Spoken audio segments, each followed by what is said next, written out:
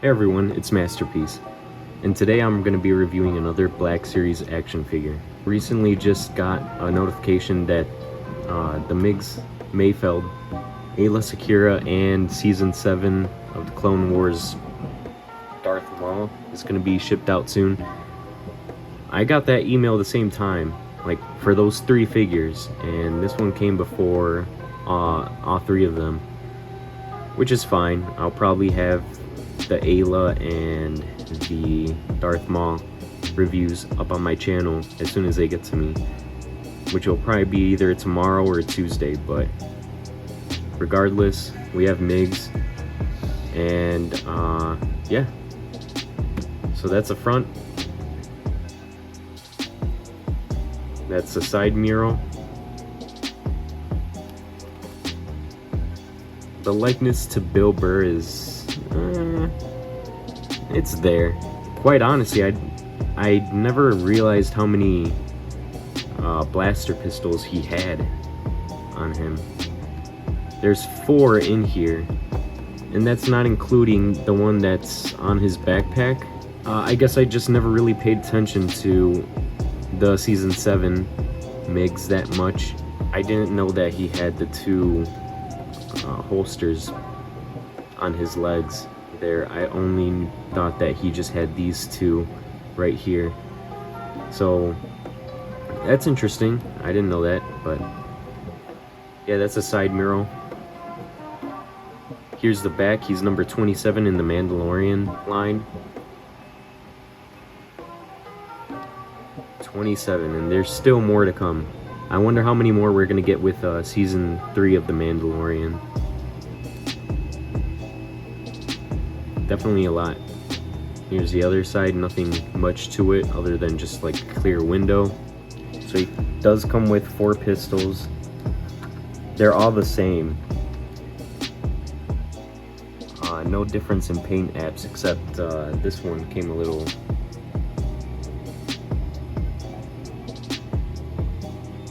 has like a scratch or some white paint on there, which I don't care about, but comes with his little backpack droid thing that holds the extra gun. Pretty cool. Can't wait to do some awesome poses with that.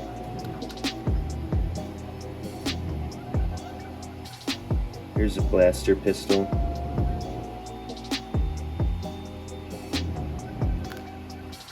And then even the backpack has the same type of blaster pistol on there as well.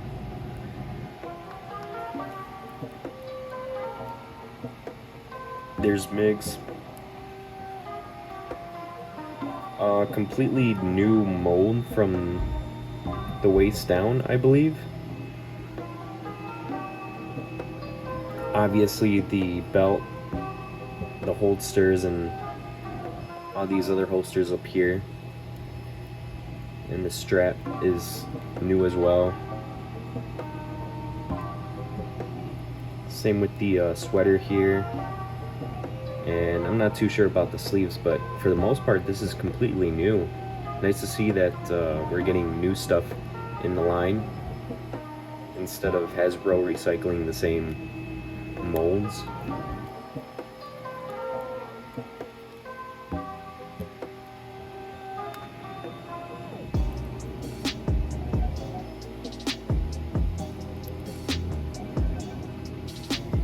The side leg holsters do have like a little peg hole there, so you can close them up, open them whenever you want.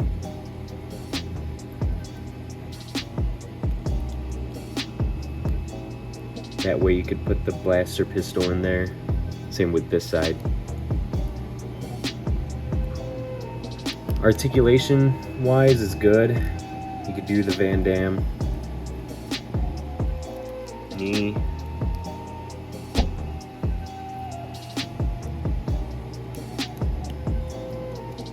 Ankles, ball joint ankles, and all that kind of stuff. Good stuff. You could do crunches, but this strap does kind of limit him a bit.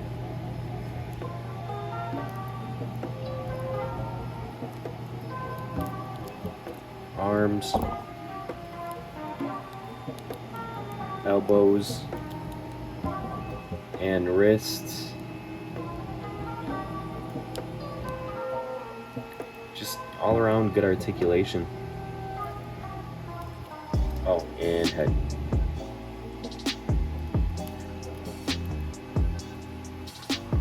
There's a backpack. You know, it's funny, I never thought we would ever get this version of Migs Mayfeld in the line. It's a figure that I always wish that we would get, just because of mainly because of, I guess, this backpack. I never thought that they would actually do something like make a figure like this, but they did it. I'm glad they did. Here's him just strapped with all those blasters. He looks awesome. I don't think we're going to be getting any more figures from that episode, but I might be wrong. I mean, we might get the Devronian. I'm not sure what his name is, but that one would be cool.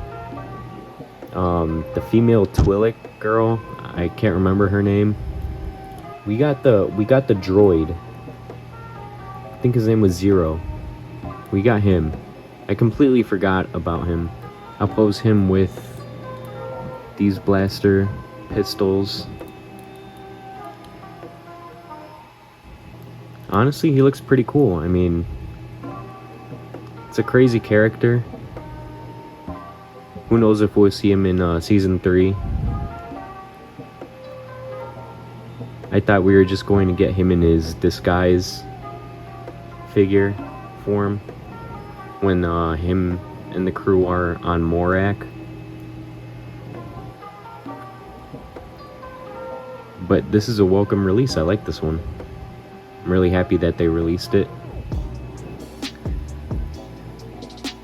Here's the front. Back of the figure.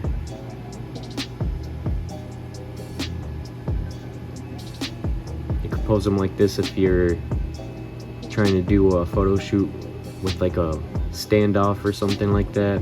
Him against 3 other, I don't know, maybe like stormtroopers or something. Oh, one other thing that I forgot to mention that I'm glad Hasbro did was gave him 2 trigger finger hands for both left and right. Usually it's just the figure's right hand that has the trigger finger, but it only makes sense that they do it for his left hand as well. They didn't do that for, I don't know, releases like the Umbra operative that they carry 2 of the DC blasters. I don't know why they didn't do that, but they did it with this one, which is good. Alright, here he is with the child. Grogu gets to about a little under his boot, the top of his boot there, but that's just because Grogu is sitting in this mold, so he'd probably reach up to the top of his boot if he was standing up. I don't have a different mold here with me. This is just the one that came with the 3-pack. Here's Migs with the Amazon exclusive Din Djarin.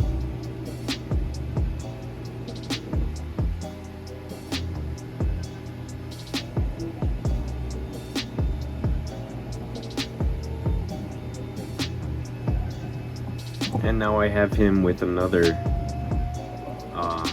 with the same exclusive. I have him with Ahsoka from the Amazon exclusive 3-pack.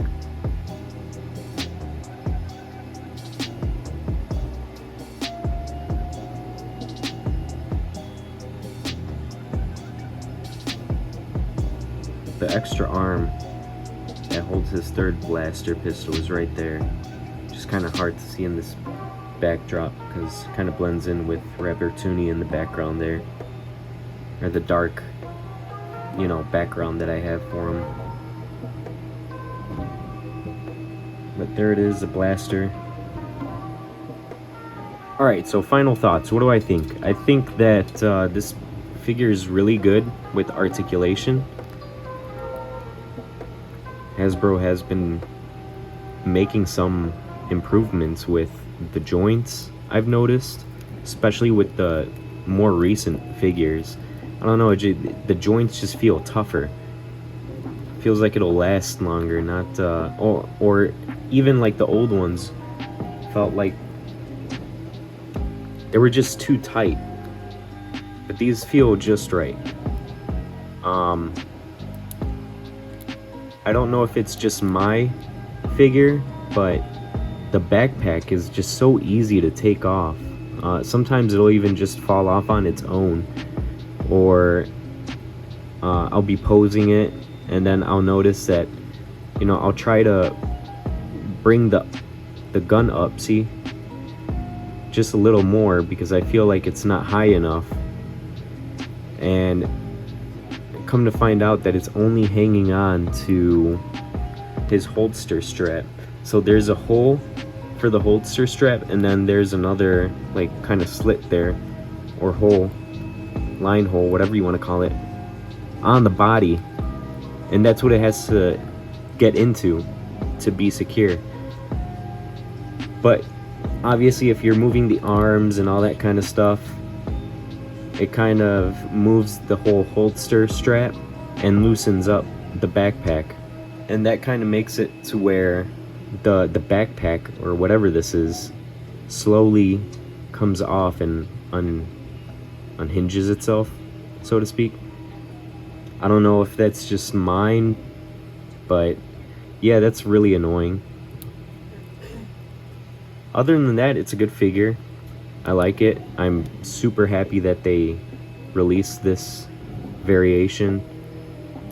I would love them to release it in the vintage collection, but I don't know if they'll ever do that.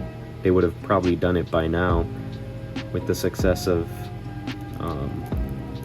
The Mandalorian, and you know, every time they release anything from the Mandalorian TV show, it sells out like crazy. Same with the Black series, but I don't know, who knows. I'd have to probably rate this one a solid 8 out of 10. It went so high just because I like the mold, I like this character. I didn't like him too much when we first met this character in this variation in season 1, but ever since the Morak episode, we kind of grew to like his story and all that kind of stuff. So I don't know, we'll hopefully see him in season 3. But it was an unexpected release. I'm glad that Hasbro released him, but I don't know, it's just mainly this that causes most of the issues for this figure, unfortunately. But that's alright. I mean, if you really wanted to keep it in there, you could just like super glue it on there, but that's up to you.